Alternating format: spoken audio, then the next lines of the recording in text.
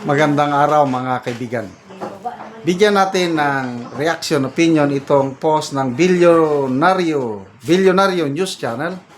Interview ni Attorney, Trixie Angeles kay Attorney Regal Oliva. Tinanong, ano ang fearless forecast? Anong nakikita ni Attorney Regal Oliva na resulta sa impeachment trial ni BP Sara? Acquittal or conviction? Ito. Tingnan natin dyan. So, fearless forecast on the impeachment of VP Inday. Do you think acquittal or conviction? Oh, as of now, an acquittal might be apparent.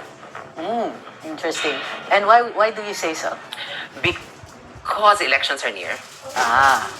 And if you are a sitting senator and you will vote for the impeachment, then it might be a bad idea. Nice. So, fearless forecast on the impeachment of VP Inday. Do you think acquittal or conviction? Oh, as of now, an acquittal might be apparent. Interesting. And why do Apparent. you say so? Because elections are near. And if you are a sitting senator and you will vote for the impeachment, then it might be a bad idea. Nice. So, fearless forecast. So, agree ba kayo? Sabi niya, acquittal is apparent. Maliwanag. Maliwanag sa sikat ng buwan ang acquittal ni BP Sara. Maraming nagsasabi na ganyan. They don't have the numbers. Isa dyan si Professor Clarita Carlos. Sabi niya sa kanyang post nung kasi simula pa lang yung impeachment trial, they will just go on the theatrics or acrobatics, legal acrobatics, but they don't have the numbers. Kasi ang impeachment is more of a political process rather than a legal exercise. Combination na yan, legal, political. Kaya ngayon, day 4 na sa trial ngayon, day 4. Sino-sinong mga testigong harap, yan, konting legality. Kaya lang, later on in the end, it will be political consideration ang mananay. Kasi nga, election na eh. Sino ang gustong babangga sa isang frontrunner, BP Sara? Well, sige lang. Dito sa 13 majority senators, dalawa ang alanganin dyan eh, na hindi boboto ng conviction. Senator Zubiri, dahil ang balibalita dito sa Bukidnon, tatakbo siyang governor ng Bukidnon. Kasi hindi na siya pwedeng makatakbo sa Senado dahil nakadalawang term na siya eh, kasunod. Kailangan niya magpahinga. So, anong papasukan niya sa politika? Di pwede governor. Hindi siya pwedeng boboto ng conviction.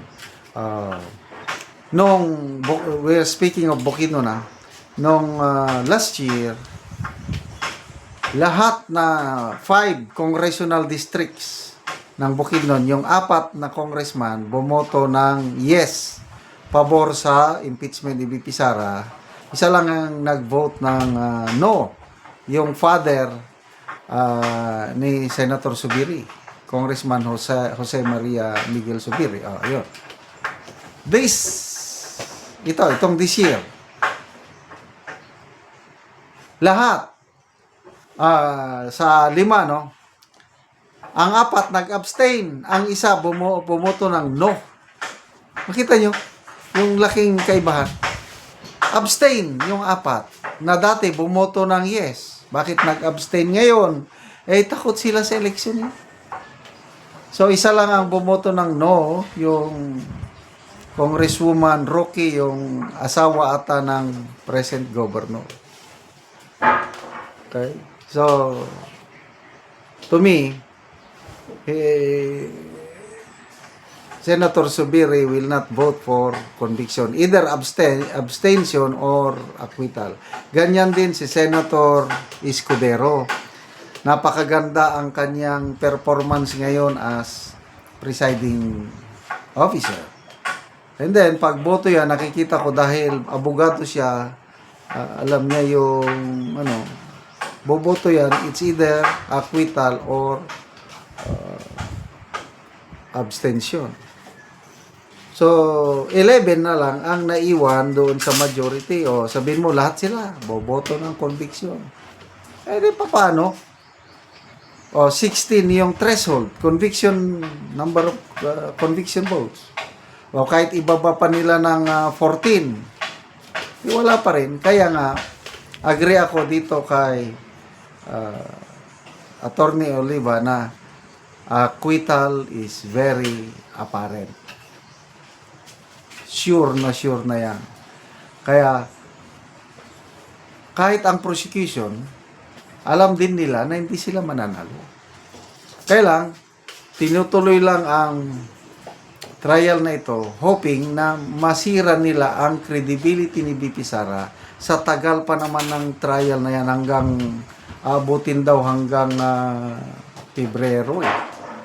So, after 7 or 8 months, yan, nakikita nila baka bababa na ang survey numbers ni BP Sara kasi nasira nila through itong impeachment trial.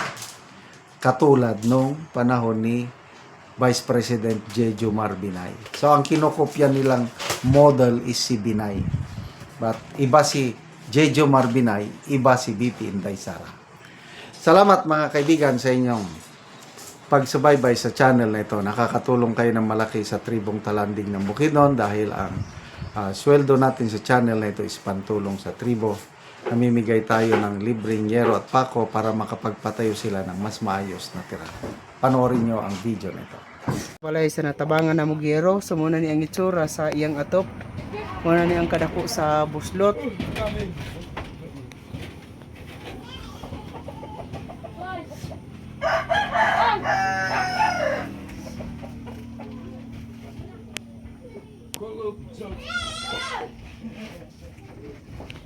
So karon mag-atop na ni siya sa gitabang sa iyang hero.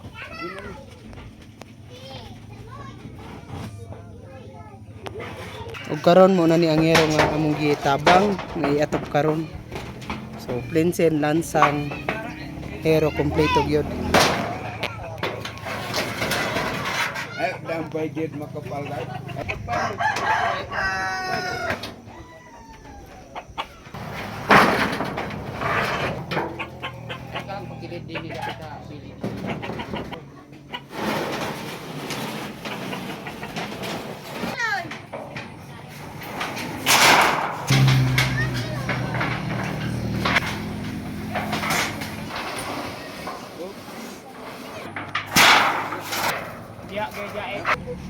Nainay kamat.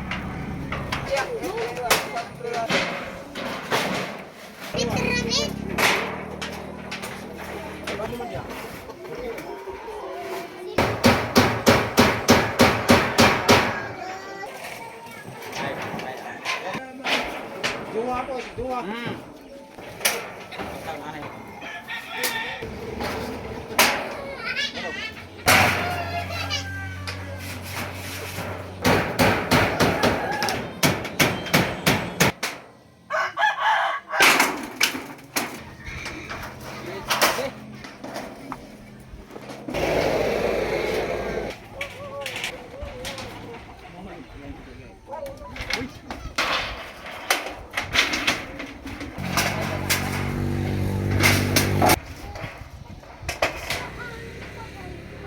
Ug karon humanagyod sa pag-atop ang ginatabang nga yero, makita nato nga nakaatop na gyud. Naka-atop na gid ko. Nakailis na kog kuan atop nga buslot akong atop. Salamat gyud nga napulian akong atop nga 30 na katuig. So salamat kayo.